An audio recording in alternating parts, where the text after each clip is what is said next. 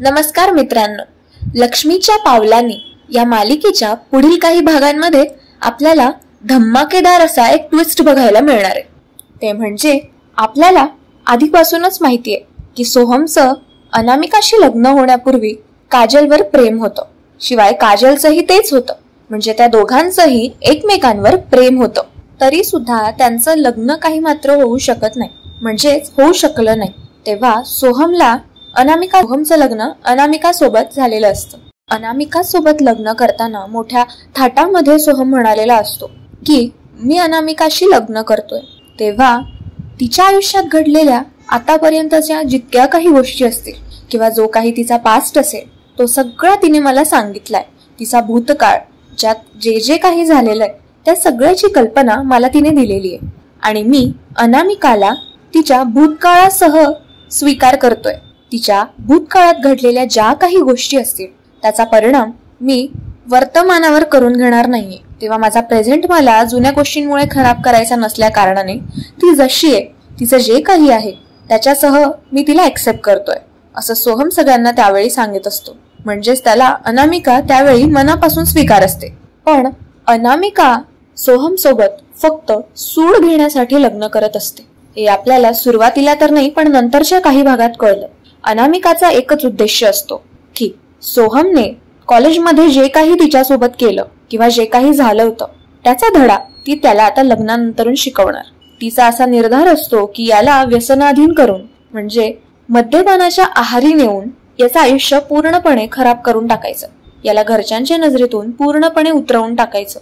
याला मानसन्मान कुठेही मिळेल अशी जागाच राहू द्यायची नाही. तेव्हा अनामिका हे सगळं त्या दोघांच्या कॉलेज फ्रेंडला निलेशला हे सगळं काम देते की त्याला व्यसनाधीन कर, त्याला डिप्रेस कर आणि त्याला सांग की तू ऑलरेडी डिप्रेशन मध्ये आहेस. तुझं नुकतंच लग्न झालेलं असलं तरी सुद्धा हल्ली लग्न झालेली मंडळी खूप सुखात असतात, मात्र तू तसा दिसत नाहीयेस असं म्हणत त्याच्या दुखत्या नसवर पाय ठेव, असं अनामिका निलेशला सांगत असते. आणि निलेशने पैशांसाठी हे सगळं करणं स्वीकारलेलं असतं. तो पैशांसाठी हे सगळं करायला तयार झालेला असतो. सुरुवातीला काही भेटींमध्ये निलेश सोहमला या सगळ्या गोष्टी सांगतो की तू नवं लग्न असून खुश दिसत नाहीयेस, काहीतरी बिनसलेलं दिसतंय, तुझ्याकडे बघून असं वाटतं की तू डिप्रेशन मध्ये आहेस. म्हणजे थोडक्यात निलेश सोहमच्या इमोशनल गोष्टींना जास्त ट्रिगर करण्याचा प्रयत्न करतो, ज्याने सोहमला आणखीनच विचार यायला लागतात. सोहम विचार करू लागतो की हा जे बोलतो ते खरंच समोरच्याला तसं जाणवत असेल का, कारण आपण आपल्या वैवाहिक जीवनात सुखी नाही आहोत हे फक्त आपल्याला माहिती आहे, पण आता ते आपल्या वागणुकीतून अख्ख्या जगालाही कळत असावं का, असा प्रश्न सोहमला आता पडू लागतो. आणि या प्रश्नांमध्ये सोहम स्वतःचं भान विसरू लागतो. सुरुवातीच्या काही भेटींमध्ये निलेश त्याला इमोशनली ट्रिगर तर करतोच, पण तो त्याला मद्यपान करण्यासाठी परावृत्त सुद्धा करण्याचा प्रयत्न करत असतो. निलेश सोहमला म्हणतो की अरे जर तू स्ट्रेसमध्ये असशील तर घे, ड्रिंक वगैरे कर, अल्कोहोल कन्झ्युम कर, काय सांगावं तुला बरं वाटेल. सोहम सुरुवातीच्या काही भेटींमध्ये नकार देतो, पण जसं जसं निलेश आणि सोहमची भेट वाढत जाते त्यावर आता रोजच्या वादांना आणि कटकटींना कंटाळून सोहम सुद्धा प्रचंड वैतागून गेलेला असतो. तेव्हा सोहम आता पूर्णपणे व्यसनाधीन होण्याचा प्रयत्न करत असतो. म्हणजे तो अर्थात हे जाणून बुजून तर करत नसतोच, निलेश त्याला या सगळ्याचा आग्रह करत असतो. त्यामुळे निलेशला त्याला नाही म्हणणं जरा जडत जातं. तेव्हा तो हळूहळू मद्यपान त्याचं वाढवत जातो म्हणजे तेही आपोआप वाढतं, कारण अनामिका आणि निलेश दोघं एकमेकांना मिळालेली असतात. तेव्हा इकडे काय होतं याची प्रत्येक अपडेट निलेश अनामिकापर्यंत देत असतो. तेव्हा आज आमच्यात असं भांडण झालेलं आहे, तेव्हा तू काहीतरी असं बोल की ज्याने तो आणखीनच ट्रिगर होईल आणि आणखीनच दारू वगैरे प्यायला लागेल, असं अनामिका निलेशला सांगत असते. आणि निलेश सुद्धा तिला सांगून देतो की आज त्याने इतकं कन्झम्पशन केलेलं आहे किंवा इतक्या प्रमाणात तो प्यायलेला आहे. असं करत करत अनामिका त्याला या गोष्टीची सवय कशी होईल याचा प्रयत्न करत असते. आणि शेवटी अर्थात रोज थोडं वाढत जाऊन सोहमला आता दारू पिण्याची सवय लागून जाते आणि तो पूर्णपणे व्यसनाधीन होऊन जातो. तो दुपारी आणि सायंकाळी प्रचंड नशेमध्ये राहू लागतो. आता तर काही दिवसांनंतरून तर तो आता रात्री घरी येत असताना किंवा घरी येण्यापूर्वी सुद्धा नशेमध्येच येत असतो. त्याच्या वागण्यातले बदल घरात सगळ्यांनाच जाणवत असतात, पण कोणालाच असं वाटत नसतं की आपला सोहम व्यसनाधीन होऊन जाईल. पण कुठेतरी कलाला मात्र सोहमच्या वागण्यातले बदल आता दिसून येतात. सोहमचं वागणं, बोलणं, चालणं सगळ्यांशी किती बदललंय हे ती अद्वैतला अधूनमधून सांगत असते. तेव्हा अद्वैत म्हणतो की अगं त्याला असेल काही टेन्शन, म्हणून कदाचित त्याच्या बिहेवियर मध्ये काही तुला तसं वाटत असेल. तेव्हा कला या गोष्टीचा जेव्हा शोध घेते तेव्हा तिला एकदा दोनदा या गोष्टी जाणवतात की सोहम नशेमध्ये तर नाहीये ना. ती जेव्हा या गोष्टींचा कसून शोध घेऊ लागते आणि त्याच्या ही गोष्टींवर लक्ष ठेवू लागते तेव्हा तिला कळू लागतं की आता सोहम व्यसनाधीन होत चाललाय आणि हळूहळू घरामध्ये हे आता एक ना एक दिवशी कळणारच आहे. तेव्हा कला अद्वैतला हे सगळं सांगते. अद्वैतला सुरुवातीला भरोसा होत नसतो, कारण आपला भाऊ असं करेल असं त्याला वाटत नसतं. कारण चांदेकरांच्या घराचा इतिहास आहे. चांदेकरांच्या घरामध्ये एवढा थिल्लरपणा आजपर्यंत कोणीच केलेला नसतो. तेव्हा आम्हाला आमच्या संस्कारांवर पूर्ण विश्वास आहे खरे असं म्हणत अद्वैत तिला वेळोवेळी गप्प करत असतो. पण कला जेव्हा योग्य ते पुरावे त्याला दाखवते तेव्हा आता अद्वैत सुद्धा चिंतेत पडतो. एक धाकटा भाऊ म्हणून त्याला आता त्याची चिंता सलत असते. ते दोघंही आता त्याच्या या व्यसनाधीन होण्यामागचं कारण शोधू लागतात. कारण हळूहळू सोहमची तब्येत आता ढासळत चाललेली असते. जेव्हा ते सोहमचा पाठलाग करतात, सोहम कोणाकोणाला भेटतो हे चेक करतात, तेव्हा त्यांना निलेश बद्दल कळतं. निलेश त्याच्या कॉलेजमधला मित्र आहे हे सुद्धा समजतं. एकीकडे आता कला बोलू लागते की जर हा असं करतोय तेव्हा हा रात्री झोपायला किंवा दिवसभर त्याच्या बेडरूम मध्येच असतो. अनामिकाला साधा एवढं सुद्धा जाणवत नसेल का, कारण एवढं तर कोणी मंद नसतं असं कलाचं म्हणणं पडतं. तेव्हा कला आता अनामिकावर सुद्धा संशय घेऊ लागते, कारण अशी कुठलीच स्त्री नसते की जिला या सगळ्या गोष्टी सेन्स होत नसतात. तेव्हा जेव्हा कला आता अनामिकाचा शोध घ्यायला लागते तेव्हा अनामिकाबद्दल तिला बऱ्याचशा संशयास्पद गोष्टी सापडतात. अनामिकाचं सोहम सोबत उद्धटपणे बोलणं, त्याला कायम उद्धट उत्तरं देणं, कायम वाद घालत बसणं किंवा सल्लामसलत करण्याऐवजी कायम आपलं चालवणं हे सगळं कलाच्या लक्षात येतं. कारण ती एकदा दोनदा त्यांच्या बेडरूम बाहेरून त्यांच्या गोष्टी ऐकत असते. तेव्हा आता कला अनामिकाचं सुद्धा जेव्हा जेव्हा अनामिका बाहेर जाते तेव्हा तेव्हा पाठलाग करण्याचा प्रयत्न करत असते. तेव्हा अनामिका सुद्धा कुठेतरी आता निलेशला सामील आहे हे कलेला कळतं. कला विचार करते की निलेशला जर सोहम भेटतो मग अनामिका का भेटत असेल, आणि जर दोघांना एवढंच निलेशला भेटायचं आहे तर ते दोघंही निलेशला घरी का नाही बोलवत. तेव्हा एकदा कला स्वतः ते दोघं ज्या कॅफेमध्ये भेटतात, म्हणजेच निलेश आणि अनामिका ज्या कॅफेमध्ये भेटतात तिथे जाण्याचं ठरवते. ती कोणाला त्या दोघांपैकी कोणालाही ओळखू यायला नको म्हणून ती अद्वैतला बरोबर घेऊन जाते. त्यानिमित्ताने त्यांची सुद्धा कॉफी डेट होऊन जाईल असं निमित्त त्या दोघांना भेटून जातं. ती अद्वैतला याबद्दल काही सांगत नसते. ते दोघंही तिथे जातात. त्या दोघांना अनामिका आणि निलेश ऑलरेडी तिथे हजर दिसतात. तेव्हा अद्वैत म्हणतो की अगं ही तर अनामिका आहे. तेव्हा कला म्हणते की चांदेकर गप्प बस जरा, आपण इथून बसून त्यांच्या गोष्टी ऐकणार आहोत. तेव्हा अद्वैत म्हणतो अगं हे बरं नाही. तेव्हा आता सगळा प्रकार कला अद्वैतला सांगते आणि जेव्हा अनामिका आणि निलेशचं या दोघांचं बोलणं ती ऐकते तेव्हा दोघंही ते थक्क होऊन जातात.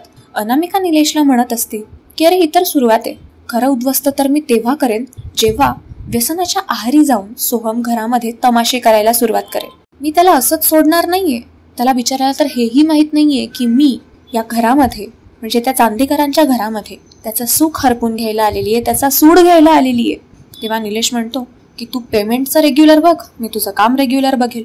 तेव्हा अनामिका म्हणते हे बघ, पैशांचं तू काहीही टेन्शन घेऊ नकोस, बस त्याला एवढं बिघडवून टाक सोहमला की त्याला कुठेही कोणीही मानपान देणार नाही, तो घरच्यांच्या नजरेतून सुद्धा उतरून जाईल. तेव्हा निलेश म्हणतो काम झालंच म्हणून समज, पण पेमेंटच्या बाबतीत तूही लक्षात असू दे असं म्हणत अनामिका तिथून निघून जाते.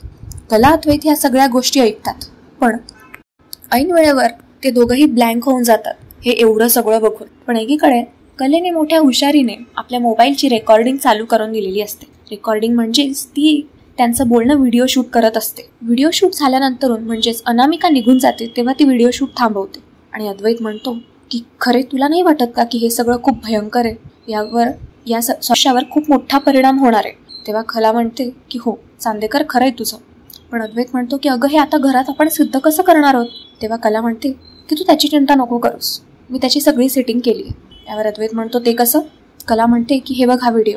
यावर अद्वैत म्हणतो अरे वा कला ब्रिलियंट आहेस गो तू तर, मी तर तुला माझ्यापेक्षा कमीच समजत होतो. तेव्हा कला म्हणते की बास पुरे. चांदेकर कलेला पुढे म्हणू लागतो की अगं मला तेच टेन्शन होतं की आपण जर सोहमला अनामिकाच्या सत्याबद्दल सांगितलं, अनामिकाची हकीकत जर सांगितली तर तो आपल्यावर विश्वास ठेवणार नाही, त्याचा विश्वासच बसणार नाही. तेव्हा बरं झालं की तू ही शूटिंग करून घेतलीस. तेव्हा सायंकाळी घरी गेल्यानंतरून कला आणि अद्वैत सोहमला बसून समजवण्याचा प्रयत्न करू लागतात की सोहम, तुझ्या वैवाहिक जीवनातल्या अडचणी आम्हाला आता कळू लागलेल्या आहेत.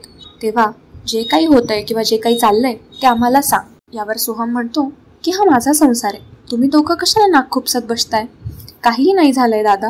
वहिनी, तुम्ही जेवढं टेन्शन घेताय तेवढं तसं काहीही नाहीये. तेव्हा कला म्हणते, तू आमचं असं ऐकणारच नाहीयेस का? तुला अनामिकाचं सत्य इतकं सांगून कळतच नाहीये का? यावर सोहम म्हणतो की माझा विश्वास कसा बसेल, बायको आहे ती माझी. अद्वैत दादाबद्दल जर मी तुम्हाला असं काहीही येऊन सांगितलं तेव्हा तुम्ही काय रिॲक्ट करणार आहात वहिनी? यावर कला म्हणते की हो, बरोबर आहे तुझं, म्हणूनच आम्ही आमच्यासोबत पुरावा घेऊन आलो आहोत. तेव्हा सोहमला ती व्हिडिओ शूटिंग कला दाखवून देते आणि अद्वैत त्याला आता सांत्वन देण्याचा प्रयत्न करत असतो. सोहम जेव्हा ते व्हिडिओ शूटिंग बघतो तेव्हा खूप मोठा हादरा बसतो. तो खूप चकित होऊन जातो. त्याचा जीव अगदी रडकुंडीला येऊन जातो आणि तो अद्वैतला घट्ट मिठी मारून आता रडू लागतो. तो म्हणतो, अरे दादा, हे काय होऊन बसलं? मी तर अनामिकाला जीवापाड प्रेम दिलं, जीवापाड जपलं आणि तिने हे असं केलं. तर कला म्हणते की सोहम, आम्ही तुला हेच सांगण्याचा प्रयत्न करत होतो. आता काय करणार आहेस तू? तुला आम्ही त्यावेळेस सुद्धा समजवलं होतं. तेव्हा आता सोहम म्हणतो की मला काहीच सुचत नाहीये, मी सगळं संपवून टाकलंय. तेव्हाच जर मी माझ्या मनाचं ऐकून काजलशी लग्न करून घेतलं असतं तर कदाचित आज मी खूप सुखी राहिलो असतो. काजलचं माझ्यावर प्रेम नाहीये असं समजून मी अनामिकाला निवडलं. अनामिकाचा सगळा भूतकाळ स्वीकारला आणि अनामिकाने शेवटी माझ्याच पाठीत खंजर खुपसली. हे खूप विचित्र नाहीये का? तेव्हा कला म्हणते, हे बघ सोहम, आम्हाला तुझं म्हणणं पटतंय आणि कळतंय सुद्धा. तेव्हा अद्वैत सुद्धा त्या आता कलेला जोड म्हणून बोलू लागतो की हे बघ, तुझ्या वेदना अगदी अपार आहेत, आम्हाला तेही कळतंय. तेव्हा आता पुढे काय पाऊल उचलायचं हे तू ठरव. कला म्हणते की मला नाही वाटत की आता अनामिकाने याच्या आयुष्यात राहायला हवं, कारण अशाच्याने अनामिका याचं आयुष्य पूर्णपणे उद्ध्वस्त करून टाकेल. मागे तिला मी स्पष्ट ऐकलं होतं की ती कोणाशी तरी फोनवर बोलताना म्हणत होती की मी या घरातच सूड घेण्यासाठी आलेली आहे, तो पण फक्त सोहमचा. तेव्हा मला नाही वाटत की सोहमसाठी ही मुलगी योग्य आहे. तेव्हा अद्वैत कलेला म्हणतो की अगं, तुला काय हा लहान मुलांचा खेळ वाटला का? लग्न झालंय त्यांचं. यावर सोहम म्हणतो की नाही दादा, वहिनी बरोबर बोलते, मी नाही राहू शकत या मुलीसोबत आता. तेव्हा सोहम असं म्हणत बाहेर रागात निघून जातो. तेव्हा कला आणि अद्वैत खूप चिंतेत पडलेले असतात. ते आपापल्या रूममध्ये निघून जातात. सोहम गार्डनमध्ये बसलेला असतो. त्याला आता एक एक गोष्टी आठवत असतात ज्या त्याने अनामिकासाठी केलेल्या असतात आणि अनामिकाने त्या झिडकारून दिलेल्या असतात. त्याला खूप या गोष्टींचं वाईट वाटत असतं. त्याचं मन त्याला खूप समजावण्याचा प्रयत्न करत असतं, पण कुठेतरी त्याला वाईट हे वाटलेलंच असतं. इकडे सायंकाळी अनामिका घरी येते. अनामिका घरी येताना दिसताच तो तिच्याकडे बघून न बघितल्यासारखं करतो. अनामिका सोहमला आज चक्क घरी बघून थोडीशी चकित होते. अनामिका सोहम जवळ जाते आणि त्याला म्हणते, काय रे, आज तू बाहेर नाही गेलास निलेश सोबत? यावर सोहम तिला म्हणतो की का, माझं घर, मला वाटेल तिथे मी जाईल, तुझं काय? सोहमचा असा हा उद्धटपणा ऐकून अनामिका थोडीशी चकाकते आणि त्याला म्हणते की अरे काय झालं, तू आज असा का बोलतोयस? यावर सोहम म्हणतो की काही नाही, तुझा आत. अनामिकाशी तो खूप उद्धटपणे बोलतो. तेव्हा अनामिका खूप चिडून तिथून निघून जाते. सायंकाळ झाल्यानंतरून सगळे आपापल्या खोलीमध्ये जातात. तेव्हा सोहम सुद्धा असतो गेलेला त्याच्या खोलीत आणि मागून अनामिका येते आणि सोहम सोबत बोलू लागते. ती त्याला म्हणते की काय रे, काही बिनसलंय का? तू असं का वागतोयस, तू असं का बोलतोयस? तेव्हा सोहम म्हणतो, तुला जाणून घ्यायचंय का? यावर अनामिका म्हणते हो. तेव्हा हात धरून तो तिला खाली घेऊन येतो ओढतच. तेव्हा अनामिका म्हणते, अरे सोहम, काय करतोयस? माझा हात दुखतोय, इतका का पिरगळतोयस आणि काय सिद्ध करायचंय तुला हे सगळं करून? तेव्हा सोहम म्हणतो की तुला जर जाणून घ्यायचंय तर चल माझ्यासोबत खाली. खाली तो तिला फरफटत ओढत घेऊन येतो आणि घरात सगळ्यांना खाली जमवतो. सगळ्यांना आवाज देतो आणि म्हणतो, आज काय तो सोक्षमोक्ष लागूनच जाऊ दे. घरामध्ये आता रजनी सुद्धा सोहमला म्हणू लागते की काय रे सोहम, काय चाललंय तुझं एवढ्या रात्री? तेव्हा तेवढ्यात आबा सुद्धा तिथे येतात. काय रे सोहम, काय चाललंय, एवढ्या रात्री काय तमाशे केलेस? एकीकडे रोहिणी, राहुल आणि नैना सुद्धा आलेले असतात तिथे. त्या दोघांना तर हा भांडण म्हणजेच फुकटचा शो बघायला मिळालेला असतो. तेव्हा ते असुरी आनंदात याची मजा घेऊ लागतात. एकीकडे कला आणि अद्वैत दोघंही हादरून जातात सोहमचं हे असं संताप आणि रौद्ररूप बघून. तेव्हा सोहम म्हणतो की तुम्हा सगळ्यांना जाणून घ्यायचंय ना की मी हिला असं ओढत खाली का आणलंय ते? तेव्हा हिलाच विचारायच्या करामती काय काय आहे. रोज ही कोणाला भेटायला जाते, कोणाशी काय बोलते आणि मला कुठे अडकवण्याचा प्रयत्न करते ते. यावर अनामिकाला डाऊट येतो, म्हणजे तिला संशय येतो की याला आपल्याबद्दल काही कळलेलं तर नाहीये ना, याच्यासोबत हे सगळं जे चालत होतं मागे ते सगळं आपण घडवून आणतोय हे त्याला कळलं नसेल ना, असं अनामिका स्वतःशीच विचार करू लागते. तेव्हा सोहम म्हणतो की ह्या मुलीने लग्नापासून आतापर्यंत माझा फक्त आणि फक्त फायदा उचललाय. मी घरच्यांच्या नजरेत कसा पडेल याचाच प्रयत्न केलाय. काही प्रयत्न तिचे सक्सेस झाले, काही झाले नाही. आणि आता झाले नाहीत म्हटल्यावर हिने मला व्यसनाधीन करण्याचा सुद्धा प्रयत्न केला. मला या मुलीबरोबर आता संसार टिकवायचा नाही. तेव्हा रजनी सोहमला समजावू लागते की अरे बाळ, छोट्या मोठ्या भांडणांमुळे असं संसार तोडायच्या गोष्टी करायच्या नसतात. तेव्हा कला म्हणते की काकू बरोबर बोलतोय तो. अनामिकाचं खरंच जे कर्तृत्व तिने केलेली आहे किंवा जी तिची करामत आहे ती खूप अक्षम्य आहे. आणि तुम्हाला जेव्हा त्याची वास्तविकता कळेल तेव्हा तुम्ही सुद्धा भारावून जाल. तेव्हा अनामिका कलेवर धावून जाते. हे बघा वाहिनी, मी तुमच्या कुठल्याही वाटेत येत नाही. तुमच्याकडे काय पुरावा आहे आणि हे काय बोलताय तुम्ही वाटेल ते? माझं लग्न झालंय सोहम सोबत. तुम्हाला म्हणायचं काय आहे? काय चूक केली आहे का मी? तेव्हा आता कला म्हणते की हे बघ अनामिका, आम्हाला सगळं माहिती आहे. यावर सोहम म्हणतो वहिनी तू थांब, काहीच बोलू नकोस. सोहम पुढे म्हणतो अनामिका, मी तुला शेवटचं विचारतोय. बऱ्या बोलाने खरं खरं आता सगळं तूच सांगू की वास्तविकता काय आहे. तेव्हा अनामिका म्हणते की अरे सोहम, कुठे काय? तू आज मी आल्यापासूनच माझ्याशी रूढ बोलतोयस, उद्धटपणे बोलतोयस. हे सांगितलंस का तू घरच्यांना? तेव्हा सोहम म्हणतो की तू अशी ऐकणार नाहीयेस. तेव्हा सोहम कलेला तिने काढलेली व्हिडिओ शूटिंग दाखवायला सांगतो आणि सोहम ते व्हिडिओज अख्ख्या घरच्यांना दाखवून देतो. घरचे ते बघतात आणि खूप थक्क होऊन जातात. यावर रजनी खूप चिडते अनामिकावर. रजनी म्हणते की हे सगळं काय अनामिका, तुझ्याकडनं ही अपेक्षा नव्हती. अगं तुला जर मान्य नव्हतंस तर तू लग्न का केलंस आणि माझ्या मुलाचं आयुष्य उद्ध्वस्त करण्याचा का प्रयत्न केलास? यावर सरोज सुद्धा आता खूप चिडते. सरोज म्हणते की हे सगळं काय चाललंय अनामिका, मी तर तुला खूप व्यवस्थित आणि सभ्य मुलगी समजलं होतं, इथे तर सगळं उलटच निघालं. अनामिका रडण्याचं नाटक करू लागते आणि सोहम पुढे म्हणतो की बास झाली तुझी नाटकं, आत्ताच्या आत्ता या घरातून चालती हो. तेव्हा आबा म्हणतात बघ सोहम, हे चांदेकरांचे संस्कार नाही की घरातल्या स्त्रीला रात्रीचं कुठेही बाहेर हकलवून देतील. उद्या आपण अनामिकांच्या घरच्यांना बोलवून काय तो सोक्षमोक्ष लावून टाकूयात. सोहम म्हणतो की मी या मुलीला माझ्या रूम मध्ये सुद्धा सहन करू शकणार नाहीये. आता तू माझ्या नजरेपासून दूर होऊन जा अनामिका. तेव्हा अनामिका आता सोहमला समजावण्यासाठी त्याच्या मागे मागे येण्याचा प्रयत्न करते. तेवढ्यात सोहम तिच्या जोरात कानाखाली लगावून देतो आणि म्हणतो यू डोंट डिझर्व इट. तू हे सगळं करण्यास सुद्धा आता पात्र उरलेली नाहीयेस अनामिका. तेव्हा माझ्यापासून दूरच राहा. तू विश्वासघात केलायस माझा. एकीकडे सोहम आता घरच्यांना सांगू लागतो की माझंच चुकलं, माझं आधीपासून त्या काजलवरच मी तिचा विचार करण्यामध्ये स्वतःच खूप मोठं नुकसान करून घेतलं. एकटाचा का या मुलीसोबत माझा रितसर डिवोर्स झाला तर मी आता कुठल्याच गोष्टीची गय करणार नाही. एकतर मी आयुष्यभर एकटा राहीन, तर कुठेतरी निघून जाईन. सोहमचं हे असं टोकाचं बोलणं ऐकून घरात सगळेच घाबरतात. तेव्हा रजनी आता मात्र प्रचंड रडू लागते. ती विचार करते की माझ्या मुलाच्या बाबतीत हे असं कसं झालं. यावर आबा आणि घरातले इतर लोक तिला सांत्वन देण्याचा प्रयत्न करत असतात की हे बघ रजनी, ठीक आहे, जे झालं ते झालं आता. यावर रजनी आता अनामिकाला खूप चिडून जाब विचारू लागते की म्हणते की काय मिळालं, काय साध्य काय झालं तुला हे सगळं करून. यावर अनामिका म्हणते की याने कॉलेजमध्ये जे माझ्यासोबत केलेलं होतं किंवा जे काही कॉलेजमध्ये आमच्यासोबत झालं होतं, मी त्याच अपमानाचा बदला घ्यायला आले होते, पण या कलावहिनींनी ना सगळा गोंधळ घालून दिला. तेव्हा रजनी हे सगळं जेव्हा ऐकते तेव्हा अनामिकाच्या कानाखाली ती सुद्धा जोरात लगावून देते आणि ती म्हणते की तुला काहीच कसं नाही वाटत का हे असं करण्यापूर्वी?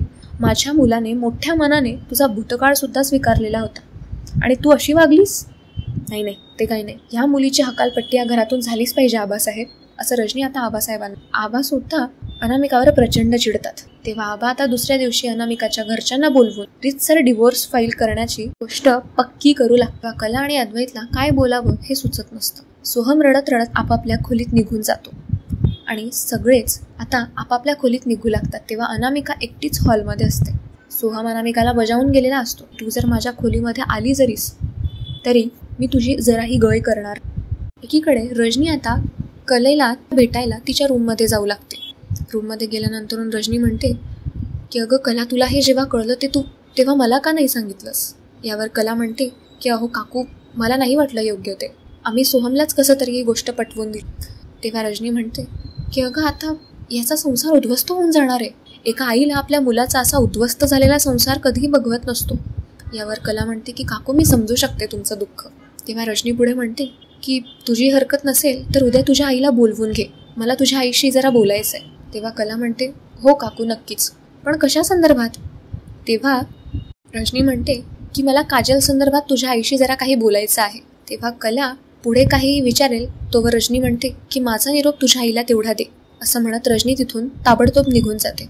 कला मात्र प्रश्नात पडलेली असते की रजनी काकू आपल्या आईला भेटून काजलबद्दल नक्की काय बोलणार असतील. ती अद्वैतकडे या गोष्टीची इच्छा सुद्धा करते. तेव्हा अद्वैत तिला म्हणतो की कुठलाही विचार न करता आता झोपून घे, खरे काय नाही आपण ते सकाळी बघू, असं म्हणत आता ते दोघे झोपून घेतात. तर मित्रांनो, आजचा ट्विस्ट एपिसोड तुम्हाला कसा वाटला हे कमेंट्समध्ये सांगायला विसरू नका. आणि हा होता आपल्या एपिसोडचा पार्ट 1. पार्ट 2 साठी कमेंट करा आणि चॅनलला सबस्क्राईब करा. धन्यवाद.